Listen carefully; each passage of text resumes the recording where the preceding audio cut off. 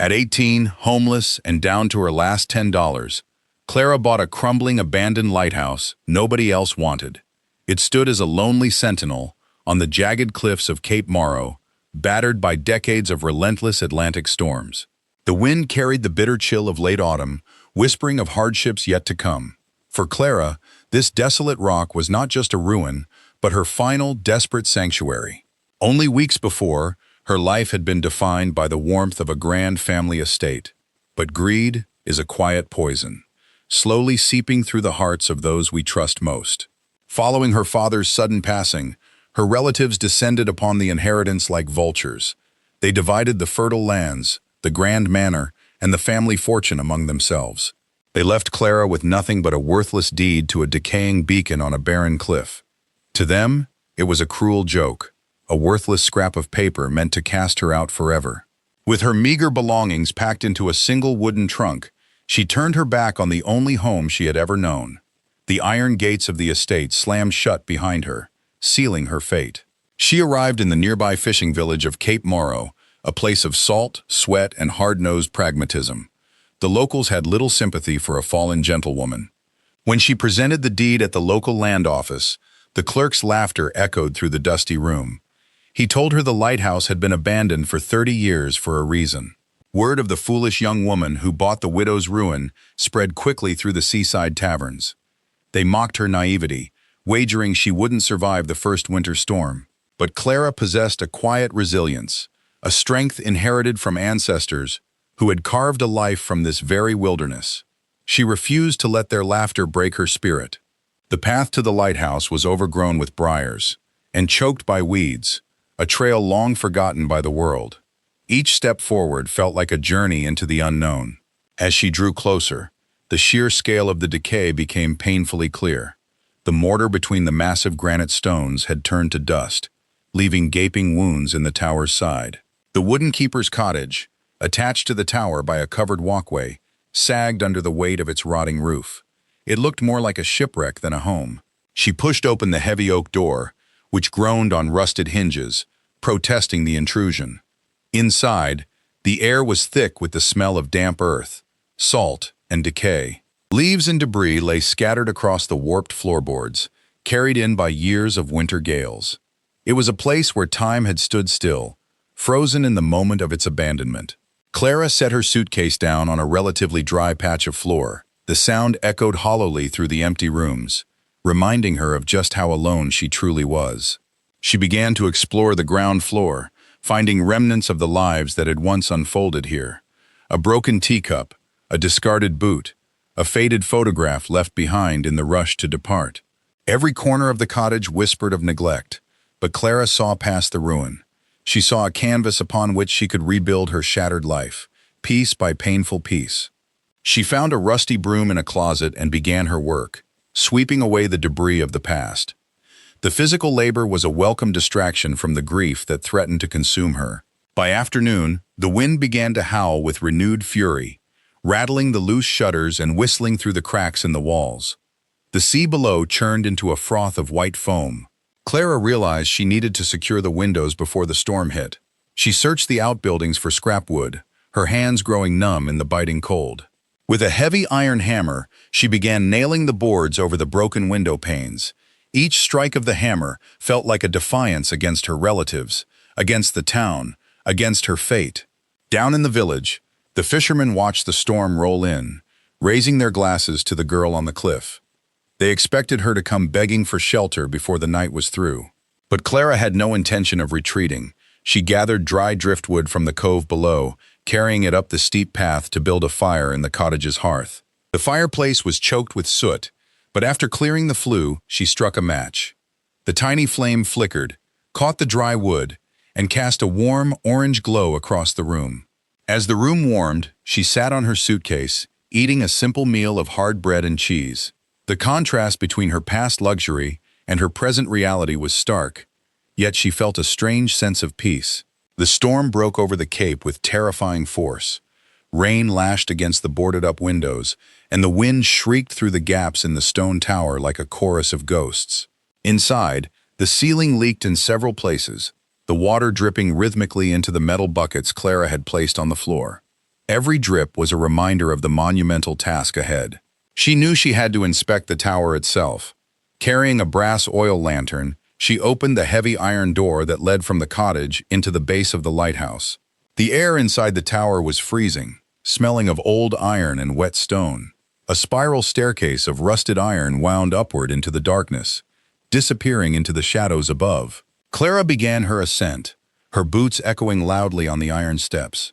With every step, the wind outside seemed to grow louder, shaking the very foundations of the tower. She reached the lantern room at the top.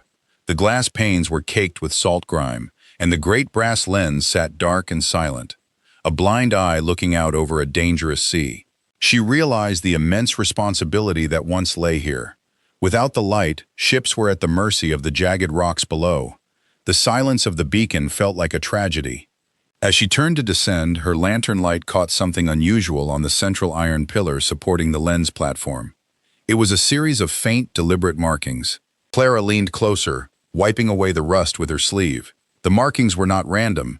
They looked like coordinates, or perhaps a code, carved by a hand long dead. She committed the symbols to memory, a small spark of intrigue igniting in her mind. What secrets did this old tower hold, and why had they been left here? Returning to the cottage, she lay down on a makeshift bed of blankets near the dying fire. The storm continued to rage, but her mind was elsewhere, spinning theories about the carvings. Morning brought a fragile peace. The storm had passed, leaving behind a washed-out sky and a sea that hummed with a restless energy. Clara stepped outside to assess the aftermath. Several shingles had been torn from the cottage roof, and a small section of the stone wall near the base had crumbled further. The adversity she faced was physical, tangible, and relentless. She knew she couldn't do this alone without supplies. She would have to return to the village, face the mocking stares, and find a way to acquire the materials she needed. As she entered the town, the whispers began anew. The locals watched her from their porches, surprised to see her unscathed after the night's fierce gale. She entered the general store, the smell of molasses, tobacco, and dry goods filling her senses. She had only a few coins left, and she had to spend them wisely. The storekeeper, a gruff man with a thick beard, looked at her with a mixture of pity and skepticism. He asked if she was ready to sell the land and go back to where she came from. "I am here to stay," Clara replied quietly, placing her last coins on the counter. She purchased a small bag of nails, a trowel, and a bag of lime mortar. The storekeeper shook his head, but slid the supplies across the counter. As she turned to leave, an old fisherman sitting by the stove spoke up, his voice raspy and deep. He warned her that the lighthouse was cursed, that the last keeper had lost his mind trying to protect what was hidden within its walls. Clara paused, her heart skipping a beat. She asked him what he meant, but the old man simply shook his head and looked away, refusing to say more. The mystery of the beacon deepened, wrapping itself in the town's folklore. Clara carried her heavy load back up the cliff path, the weight of the supplies straining her muscles. But her mind was light, racing with the old man's words. What had the last keeper been trying to protect? Was it connected to the markings she had found on the iron pillar? She felt a growing conviction that her presence here was not an accident. She set to work immediately, mixing the mortar in an old wooden bucket. She had never done masonry work before, but she learned quickly, guided by necessity. With careful, deliberate movements, she began filling the deep cracks in the lighthouse foundation. It was slow, back-breaking work, but she felt a deep satisfaction with every stone she secured. As she worked, she noticed that some of the stones near the base seemed different. They were smoother, as if they had been carved by a different mason than the rest of the tower. She tapped on one of the smooth stones with her hammer. Instead of the dull thud of solid granite, it produced a hollow, echoing sound that vibrated through her hand. Her heart raced. There was a void behind these stones, a hidden chamber, or passage, built into the very foundation of the lighthouse. The old man's warning echoed in her mind. She knew she wasn't ready to open it yet. She needed to secure the structure first, to ensure her own survival before she could delve into the secrets of the past. As the sun began to set, painting the sky in shades of gold and violet, Clara stood back to look at her progress. The lighthouse was still a ruin, but it was a ruin that was starting to heal. She had survived her first storm, faced the mockery of the town, and discovered a secret that could change everything. The crumbling beacon was no longer her exile. It was her destiny. Inside the dark tower, behind the cold granite walls, the mystery lay waiting. A secret of life-changing value, hidden in the shadows, waiting for the right hand to uncover it. At 18, homeless and down to her last $2, Clara Whitfield stood before the towering ruin of the lighthouse. The heavy oak door creaked open, revealing a cavernous interior lost to time. Decades of neglect lay thick upon the spiral staircase, a monument to forgotten history. Every corner held the remnants of the wild, dry leaves, wind-blown dirt, and the nests of long-gone birds. For Clara, this ruined tower was not just a shelter, but a final stand against despair. She touched the cold stone walls, feeling the dampness that had seeped into the building's very bones. The air inside was heavy with the scent of rot, salt, and stagnant time. She knew that before she could call this place home, she would have to fight for every inch of it. With a heavy heart and empty pockets, she turned back toward the distant coastal town. The wind off the Atlantic whipped at her clothes, a cold reminder of the harsh winter ahead. In the town's small general store, she counted out her remaining coins onto the wooden counter. She traded her last bit of wealth for a basic wooden broom, a mop, and a galvanized bucket. The shopkeeper watched her with a mixture of pity and skepticism, knowing where she was staying. She also purchased a block of harsh lye soap and a stiff scrubbing brush. With her meager supplies in hand, she began the long walk back to her lonely sanctuary. The townspeople whispered as she passed, shaking their heads at the foolish girl who thought she could tame the ruins. To them, the lighthouse was a cursed place, best left to the elements and the ghosts of the past. But Clara had no other choice. The cold stone was better than the cold charity of strangers. She arrived back at the tower as the sun began its slow descent, casting long shadows across the cliffs. Her first task was to secure a source of fresh water, a luxury the ruined lighthouse lacked. She would have to carry every drop of water by hand from the public pump in the town square. The next morning, she made her first trip, her muscles aching under the weight of the filled bucket. The path was steep and rocky, threatening to spill the precious liquid with every misstep. By the time she reached the lighthouse door, her hands were raw and her breath came in ragged gasps. Yet she did not rest. She grabbed her broom and began the battle against the dust. Years of accumulated dirt and dried leaves resisted the broom, clinging to the rough stone. She swept until her arms burned and her throat was dry from the airborne grime. Next came the cobwebs, thick and heavy like gray curtains hanging from the ceiling beams. Spiders and insects scurried away into the cracks, disturbed from their long-held domain. With the loose dirt removed, she prepared the soapy water, the scent of lye cutting through the musty air. She dropped to her knees, scrubbing brush in hand, and began the grueling work of washing the stone. Decades of bird droppings and grime had hardened into a stubborn crust that required all her strength to dislodge. Slowly, agonizingly, the true color of the granite floor began to show beneath her hands. She worked until the water in her bucket turned black, forcing her to stop. She carried the dirty water outside and poured it onto the dry grass, watching it sink into the earth. Then, she began the long walk back to town for another bucket of fresh water. This cycle of carrying, scrubbing, and emptying became the rhythm of her days. Her shoulders ached constantly, and her fingers grew rough and calloused from the harsh soap. Yet, with every clean stone, she felt a small sense of victory over the decay. As the sun dipped below the horizon, the temperature inside the tower plummeted. With no fireplace or stove, the damp stone walls held the cold like an icebox. Clara unrolled her thin, worn sleeping bag onto the hard, clean stone floor. She crawled inside, pulling her coat over herself for extra warmth, shivering in the dark. Outside, the wind began to howl, a wild beast clawing at the stone tower. The sound echoed down the spiral staircase, a lonely, haunting melody that kept sleep at bay.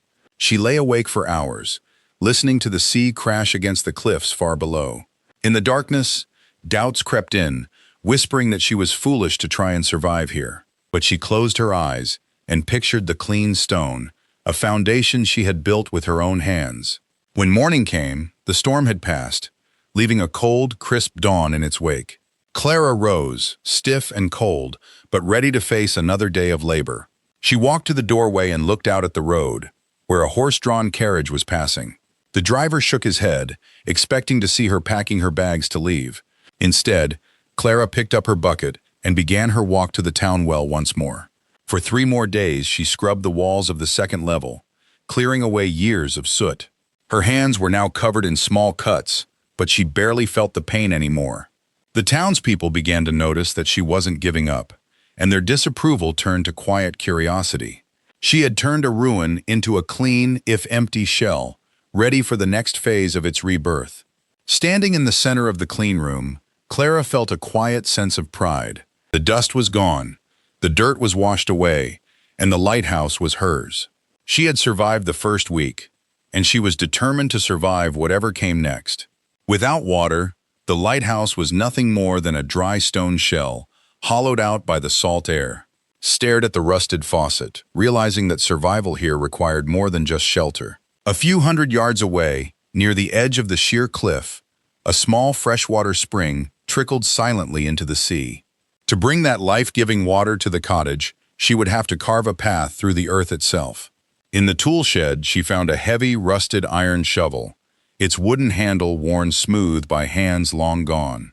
On the first morning, the ground was cold and stubborn, resisting the bite of her spade. The coastal soil was thin, hiding a dense network of ancient roots and jagged granite stones. With every strike, the shock vibrated up her arms, a jarring reminder of the land's indifference. By noon, the sun beat down through the coastal haze, warming the damp earth as she worked. Her hands, unaccustomed to such brutal labor, began to blister and bleed against the rough wood. She paused to wrap her palms in strips of torn cotton, refusing to let the pain stop her progress. As the first day drew to a close, only a short, shallow line had been carved into the vast landscape. The second morning brought a thick, freezing mist that rolled in from the Atlantic, obscuring the horizon. The damp cold seeped into her bones, making every movement stiff and painful. She struck a massive, buried boulder that blocked the path entirely, threatening to ruin her alignment. Using a thick wooden branch as a lever, she strained against the weight of the ancient stone. With a muddy groan, the earth finally released its grip, and the boulder rolled free. The physical exhaustion was overwhelming, tempting her to drop the shovel and walk away. But the memory of her family's lost heritage kept her anchored to this lonely cliffside. She stood up, gripped the shovel once more, and threw herself back into the earth. By the end of the second day, the trench stretched halfway across the windswept headland. On the third morning, a cold, steady drizzle began to fall, turning the dirt into heavy, clinging mud. Every shovelful of mud felt twice as heavy, sticking to the iron blade like wet clay. She was close now, the sound of the bubbling spring growing louder over the crash of the waves below. With one final exhausting effort, she broke through to the natural pool of the spring. She began laying the long, heavy iron pipes she had salvaged from the lighthouse cellar. Carefully, she fitted the threaded ends together, tightening them with an old iron wrench. She buried the pipe, shoveling the dark earth back into the trench to protect it from the winter freeze. She tamped the soil down with her boots, sealing the water's new path beneath the grass. Returning to the cottage kitchen, she stood before the dry pump, her heart pounding with anticipation. She gripped the handle and began to pump, the dry leather gasket inside groaning with the effort. At first, there was only the sound of rushing air and the hollow clanking of the metal. Then, a thick, muddy brown trickle began to sputter from the mouth of the spout. She kept pumping, and slowly, the muddy water cleared, turning into a bright, rushing stream.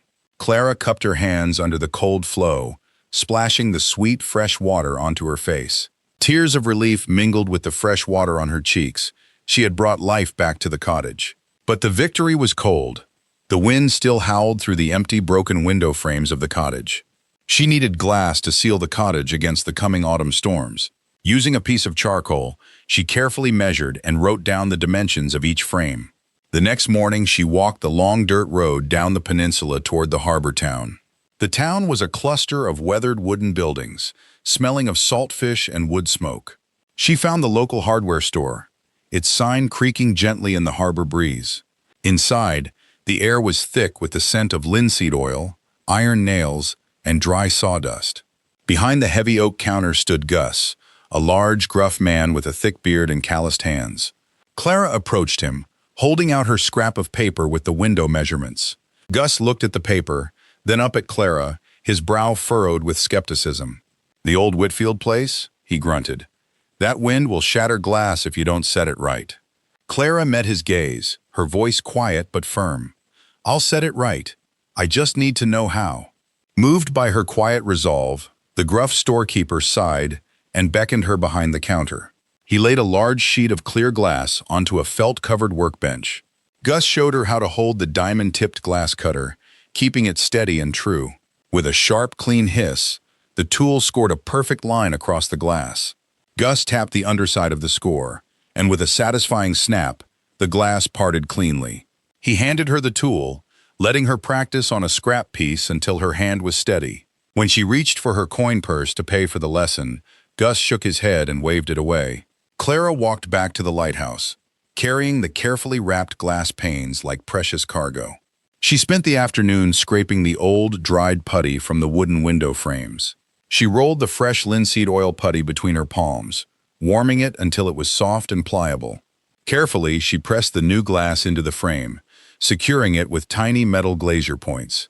As the last pane was set, the afternoon sun broke through the clouds, filling the cottage with warm, golden light.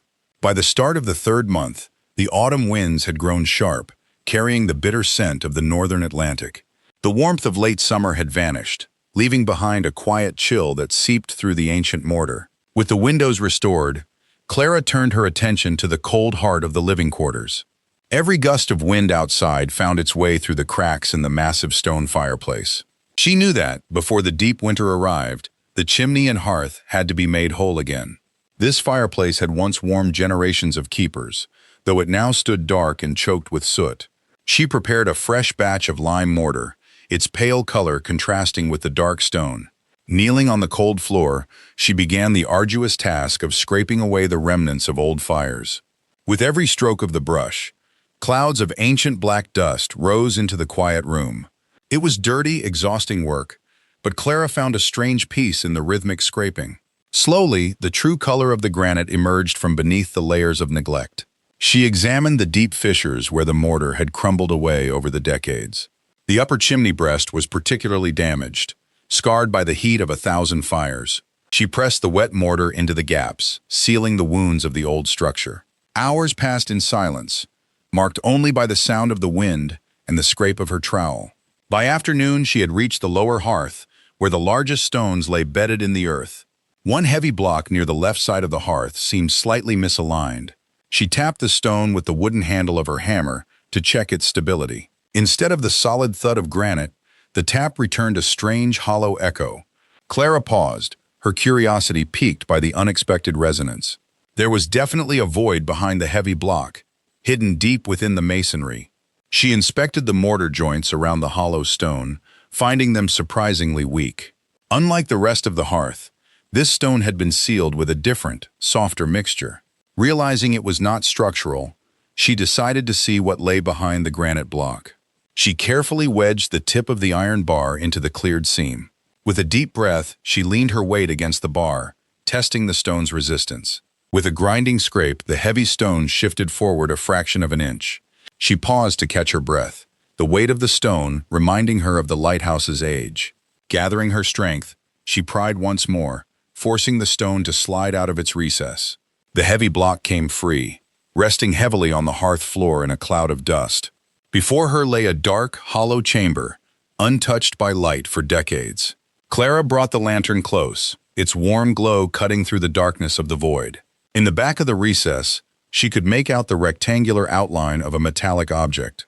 With a trembling hand, she reached into the cold, dark space. Her fingers brushed against cold, rusted metal, confirming her discovery. Slowly, she slid the heavy box forward, careful not to damage whatever lay inside. She placed the box on the hearth, its surface scarred by rust and time. With a soft cloth, she wiped away the thick layer of gray dust that covered the lid. Scratched into the metal were the initials of her grandfather, the keeper who had vanished so long ago. The latch was stiff, sealed shut by years of damp coastal air. She used the edge of a small pocket knife to gently coax the metal latch loose. With a sharp click, the metal finally yielded, releasing the seal of the past. Clara lifted the lid slowly, a faint scent of old paper and cedar wood escaping into the room. Inside, neatly arranged, lay documents and personal belongings preserved from the damp. On top lay a small, leather-bound diary, its cover worn smooth by hands long gone. She opened the first page, finding the elegant, faded ink of her grandfather's handwriting. The entries spoke of lonely nights, fierce storms, and a deep love for the light on the cliff. Beneath the diary were detailed, hand-drawn charts of the treacherous local waters. Every reef and hidden rock was meticulously marked, a testament to his dedication. Next, she pulled out a thick, folded document sealed with faded red wax. As she unfolded it, the words "Deed of Ownership" appeared at the top of the parchment. The document clearly stated that the lighthouse and the surrounding land belonged to her family line. At the bottom of the box lay old railroad stock certificates, kept pristine within the tin. These shares, long forgotten, held immense material value that could secure her future. She realized she was not an intruder in this lonely place. She was its rightful guardian. The grandfather who had disappeared had left behind the key to her salvation. The land she had worked so hard to clean was now legally and spiritually her home. She walked to the window, looking out at the vast ocean with a new sense of belonging. She would rebuild this place, not just as a shelter, but as a monument to her family's history. As night fell, the lighthouse stood strong against the wind, no longer abandoned, but claimed. By late October, the gentle summer breezes of Cape Morrow had vanished, replaced by a biting northern chill. The sea grew restless, whispering of the violent storm front gathering just beyond the horizon. Inside the keeper's cottage, the drafty windows rattled against their frames. The air smelled of salt, damp earth, and the unmistakable scent of incoming rain. For years, the town had relied on a modern iron beacon, erected at the edge of the harbor pier. It was a cold, mechanical structure, devoid of the history that lived within the old stone tower. Down at the docks, the local fishermen watched the barometer fall with growing unease. Among them were Gus's son and son-in-law, preparing their sturdy wooden vessel for what they hoped would be a brief run. Despite the warnings, the fishing boats slipped out into the bay, desperate to harvest the last of the season's catch before the winter freeze set in. By mid-afternoon, the sky had turned the color of bruised iron. The wind howled through the cracks of the old lighthouse, a low, mournful song of warning. Clara spent the afternoon securing the loose boards of the outbuildings, her hands calloused from months of hard labor. She knew the sea, and she knew this storm would be unlike any other she had witnessed here. As the first heavy drops of rain began to fall, the modern harbor beacon flickered to life on its iron tower. Its electric light seemed fragile against the vast, encroaching darkness. Out on the open water, the wind shifted violently, catching the fishing boat off guard. The waves swelled to towering heights, tossing the wooden craft like a leaf in the wind. The crew fought desperately to keep the vessel steady, but the blinding rain obscured the coastline completely. They were running blind in a maze of hidden shoals. Back on land, Clara watched the storm intensify from the safety of the cottage. The sheer power of the gale shook the very foundations of the stone structures. Suddenly, a blinding flash of lightning ripped through the sky, followed instantly by a deafening crack of thunder that shook the earth. In an instant, the modern harbor light flickered and died. The pier was plunged into absolute suffocating darkness. On the drifting boat, panic set in as the guiding light vanished. Without the beacon, they had no way of knowing how close they were to the deadly rocks of Cape Morrow. Clara saw the modern light go out from her window. She knew immediately the danger it posed to anyone still out on the water. She remembered the old kerosene lens assembly in the stone tower, the one she had spent weeks cleaning and repairing in secret. Grabbing a heavy wool shawl and a box of matches, she rushed out into the howling wind, the rain instantly soaking her to the bone. The storm fought her every step of the way, the wind pushing her back as she struggled across the slippery, muddy path to the tower door. She pushed open the heavy wooden door of the lighthouse, slipping inside and slamming it shut against the roaring tempest. The air inside was cold and smelled of old stone and damp earth. She struck a match, its tiny flame casting long, dancing shadows on the walls. With the match lighting her way, she began the long, arduous climb up the spiral iron staircase, her footsteps echoing in the hollow tower. Each step was a battle against fatigue, her muscles aching from the steep ascent. The wind outside battered the stone walls, making the entire structure seem to vibrate. She thought of Gus, of his kindness, and of the family that depended on the men lost out in the dark waters. She could not let them down. Finally, she reached the trapdoor leading to the lantern room. Pushing it open, she was met by the deafening roar of the storm outside. The lantern room was freezing, the wind whistling through the small gaps in the glass panes. In the center stood the magnificent Fresnel lens, silent and cold. Clara approached the lens assembly, her hands trembling slightly as she prepared the kerosene burner. She carefully checked the oil level, ensuring the reservoir was full. Every drop of kerosene was precious tonight.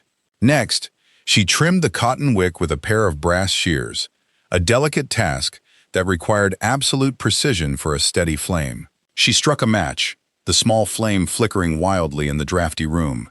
She shielded it with her hand, guiding it toward the wick. The wick caught, a tiny point of light that struggled to survive in the cold air. Clara watched it anxiously, holding her breath. Slowly, the flame grew stronger, casting a warm, golden glow that filled the lantern room and reflected off the glass prisms. But the light was static. To guide the ship, the lens needed to rotate, sweeping its beam across the dark waters. She grabbed the heavy iron crank and began to wind the clockwork mechanism, her muscles straining against the weight of the heavy gears. With a low, metallic groan, the gears began to turn. The massive glass lens slowly rotated on its chariot, ready to project the light. A brilliant, concentrated beam of light pierced the darkness, cutting through the rain and mist like a golden sword. The beam swept across the turbulent sea, illuminating the white crests of the waves and the dark, empty expanse of the bay. On the fishing boat, the crew was losing hope. The waves were pushing them closer to the sound of crashing surf. The shoals were near. Suddenly, a flash of warm light washed over the deck, illuminating the wet wood and the pale, wet faces of the fishermen. The captain looked up and saw the sweeping beam of the old lighthouse, cutting through the storm from the high cliff. With the beacon to guide them, they finally knew their position. The captain spun the wheel, steering the vessel away from the hidden rocks.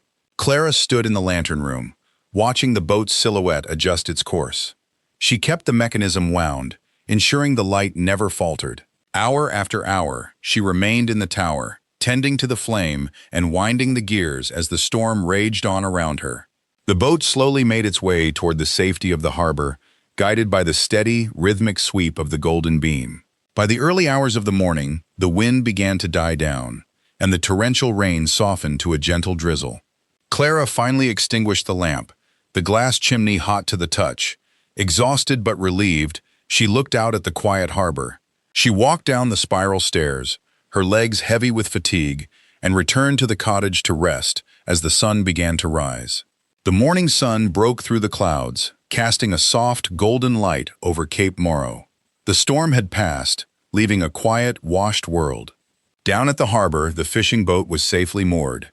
Gus and his family stood on the dock, looking up at the stone tower with deep gratitude. Word quickly spread through the town of how Clara had saved the vessel. The people realized the true value of the old lighthouse and the woman who kept it. Later that morning, Clara woke to the sound of voices outside. She walked to the window and saw a crowd of townspeople walking up the path. They brought ladders, paint, brushes, and wood. They had come not just to thank her, but to help her restore the historic building. Gus was at the front of the crowd, a warm smile on his weathered face. He stepped forward to greet Clara as she came out to meet them. Without a word, the townspeople set to work. Some began scraping the old, peeling paint from the tower's exterior walls. Others worked on repairing the wooden trim of the cottage, replacing rotted boards with fresh, clean pine. Clara joined them, working side by side with the people who had once ignored her. A sense of community filled the air. By afternoon, the old stone tower was beginning to look whole again, its white walls gleaming in the autumn sun. The children of the town gathered wildflowers from the cliffs, placing them in jars on the cottage porch. As the sun began to set, casting a warm golden light over the cliff, the workers gathered to share a meal they had brought. Clara looked at the restored tower and the warm faces around her. She was no longer a stranger in Cape Morrow. She had found her home. The morning after the great storm broke with a quiet, golden clarity, washing the cliffs in a soft amber light. On the gallery deck, the air was cold and clean, carrying the sharp scent of salt and wet earth. Down on the winding coastal road, the sound of carriage wheels cutting through the mud broke the morning silence. The local magistrate and the representatives of the development company stepped out, their faces grim and determined. They carried the final notices of condemnation, ready to clear the land for the new commercial shipping docks. Clara met them at the threshold of the heavy oak door, her posture straight and her expression unwavering. Without a word, she opened the box to reveal the old handwritten ledger and the verified land patent. The magistrate adjusted his spectacles, his eyes scanning the elegant, faded ink of a bygone era. The developers watched in silence, their confidence slowly fading as the weight of the document became clear. The original land patent, signed by the state's first governor, explicitly protected the lighthouse grounds from commercial sale. The magistrate read the ancient boundaries aloud, his voice echoing against the stone walls of the tower. Every foot of the cliffside was deeded to the keeper of the light, a perpetual trust that could not be broken. A heavy silence fell over the cliffside as the developers realized their plans had come to an end. The magistrate folded the papers and looked at Clara with a nod of profound respect. Clara watched as the carriage turned back down the road, leaving the lighthouse in peace once more. By afternoon, the news of the saved lighthouse had traveled all the way to the town hall. The town council convened a special session to formally recognize the validity of the grandfather's deed. The clerk dipped his pen in ink, recording the official decision to halt all demolition plans permanently. A telegram was dispatched to the state capitol, securing the lighthouse's place in the official registry. Inside her quiet kitchen, Clara sat at the table, feeling the immense weight of the past months lift from her shoulders. The local newspaper ran a front-page story, celebrating the preservation of Cape Morrow's oldest landmark. An archivist from the Historical Society arrived to document the unique construction of the stone tower. He marveled at the precision of the masonry, which had stood firm against a century of Atlantic gales. The archivist made detailed sketches of the spiral staircase and the iron lantern room. Clara showed him the fireplace she had rebuilt, stone by stone, using the original techniques. The state government officially declared the Cape Morrow Light a National Historic Landmark. A heavy bronze plaque was commissioned to mark the significance of the structure for future generations. The plaque arrived in a wooden crate, bearing the name of the lighthouse and the date of its founding. Clara spent the morning polishing the brass fittings of the lantern room, preparing for the dedication. On the day of the ceremony, the community gathered on the grassy slopes, their faces bright with pride. The bronze plaque was mounted onto the ancient stone wall, a permanent testament to the home's survival. Children ran through the tall grass, their laughter carrying over the sound of the crashing waves below. The town magistrate stepped forward to present Clara with her official commission. She was officially appointed the resident keeper of the Cape Morrow Light, with all the duties and honors thereof. Clara signed her name in the official registry, her hands steady and proud. She was handed the heavy brass keys to the tower, the symbols of her new office. The crowd erupted in applause, a warm sound that filled the windy cliffside. An old keeper's uniform jacket, restored and clean, hung by the door of the cottage. Clara touched the brass buttons, feeling the connection to the keepers who had come before her. As the afternoon began to fade, the visitors slowly departed, leaving the cliffside quiet once more. The lighthouse stood proud against the changing sky, its stones catching the first hints of sunset. Clara walked the perimeter of the stone wall, checking the mortar she had worked so hard to repair. The sea below was a deep, tranquil indigo, whispering softly against the rocks. She climbed the spiral staircase, her boots making a familiar, comforting sound on the stone steps. In the lantern room, she trimmed the wick of the great lamp, preparing it for the coming night. The first beam of light cut through the gathering dusk, a steady and reliable guide for the ships at sea. Clara walked out onto the grassy cliffside as the sun dipped below the horizon. She sat on a weathered wooden bench, looking out at the vast expanse of the ocean. The sky was a brilliant canvas of amber and violet, reflecting off the calm waters below. She looked back at the lighthouse, its windows glowing with a warm, inviting light. She reflected on the long, grueling months of solitary labor that had brought her to this moment. The cold nights, the blistered hands, and the moments of deep doubt were all etched into the stones. It was not a sudden miracle or a stroke of fortune that had saved this historic place. It was simply a place to stand, and a place to begin a new life. She smiled gently, holding the original deed in her lap, knowing she had honored her family's heritage. It was, without a doubt, the best $10 she had ever spent. The light swept across the dark waters, a steady beacon of hope and resilience.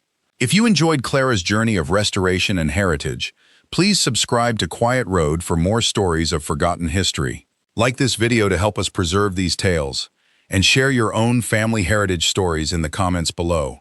Thank you for walking this quiet road with us, where the past is never truly lost, but waiting to be found.